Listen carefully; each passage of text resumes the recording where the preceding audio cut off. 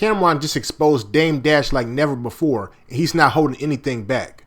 On Talk with Flea, he goes all the way in, saying this is a point of no return. He is clear, this wasn't just a little dispute. This was totally unnecessary, and for Cam, it shouldn't have ever been public. He breaks down how it started with something as small as not picking up a phone. That's it. No big drama, no running to the internet, just silence. But Dame kept going, kept posting online, looking for sympathy, dragging everything out, and Cam ain't having it at all. Cam even admits he's the one who set up Dame Dash's Instagram, a move that led to changes within him, changes Cam says aren't for the better. He talks about watching a close friend spiral while he stayed functional, handling the same habits without controlling his life. And that's when it got personal. This conversation hits deep because Cam ain't holding back. He talks about the past disputes, how he's handled problems quietly, and how Dame Dash crossed the line by trying to defame his character. Now I'm about to play this clip for y'all, but before I do, I just need y'all to like, leave y'all thoughts down below in the comment section, and subscribe. Let's get into it. Is it like like a what's up nigga down the line, do you think? Or is there a point of no return? Because I heard Memphis Bleak said, like, I guess what he said about Jay, there's never no going back on that one. And, what he said about him was kind of crazy. But anyway, true or false, I'm asking you. And I'm not asking for right now. I'm asking for what you think about later. Because that is your boy since you was little. So what you think about that? No, I'm at the point of no return. I'm at that point. Because this was totally unnecessary.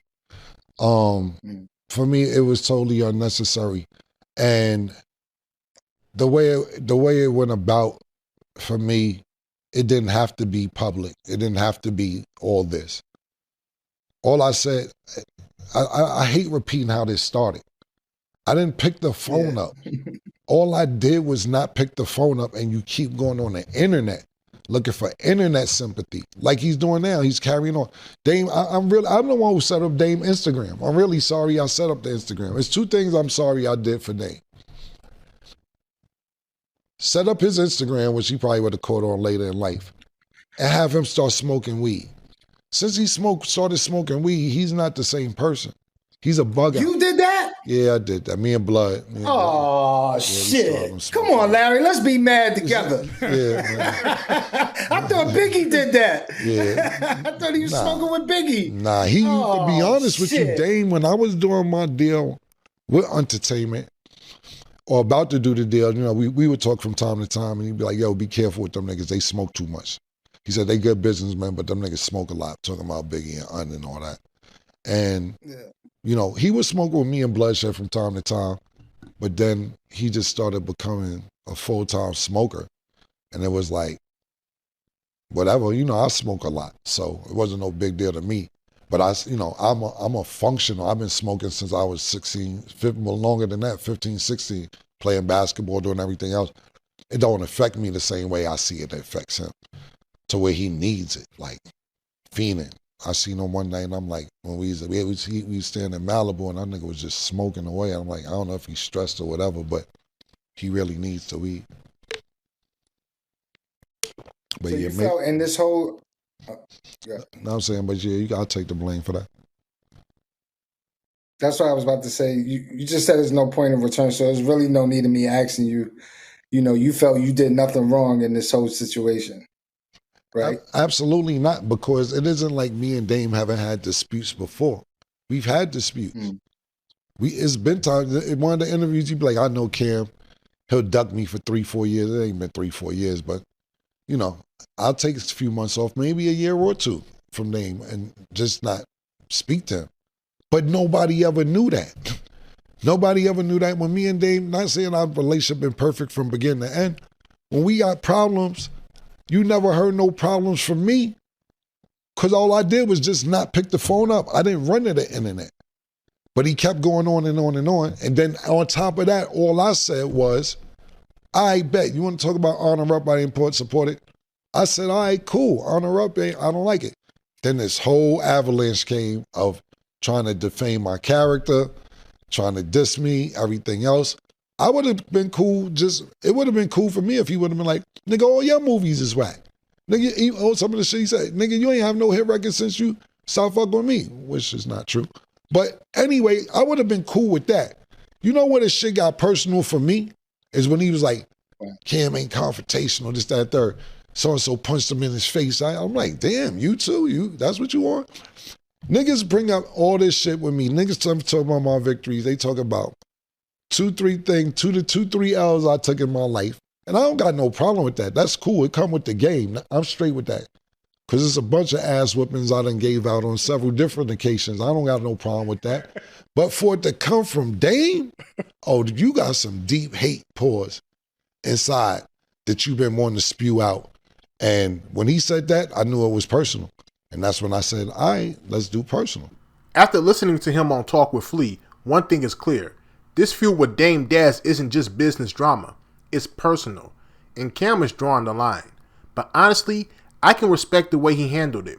He stayed calm for years, kept his distance when needed, and never ran to the internet. That shows discipline and focus. Now, from my perspective, what makes this interesting isn't just the back and forth between Cam'ron and Dame Dash. It's the lessons you can take from it. Cam didn't overreact. He let actions speak for themselves. That's something a lot of people in business and even in music often forget. Sometimes silence says more than words ever could. He didn't start a public war, but he also didn't let disrespect slide. That balance is rare. I also found it interesting how Cam reflected on influence and responsibility. Setting up Dame's Instagram might seem small, but he acknowledged how it played a part in who Dame became. Not many people in the industry would admit to having any role in somebody else's life changes, good or bad. Cam does it with accountability, not ego. From Cam's perspective, Dame Dash changed in a negative way. Now let's talk about the energy. Cam made it clear the feud went personal when Dame crossed certain lines. But even when things got heated, Cam didn't stoop to petty attacks. He talked about the facts, the past, and how he sees the situation. But he didn't try to destroy Dame Dash publicly. And that's maturity. It's proof you can handle conflict without losing yourself. Now if you ask me, this whole conversation on Talk with Flea wasn't to throw Dame Dash under the bus. It highlights a more important thing, and that's longevity. Look at Cam'ron. Look at how he stayed relevant for decades. He knows when to step back, when to stand firm, and when to speak his truth. He's not just reacting for the moment, he's thinking long term. That's a mindset a lot of artists and entrepreneurs can learn from. So my take, respect the art, respect the history, and understand the context. This isn't just a feud. It's a lesson in handling conflict with integrity.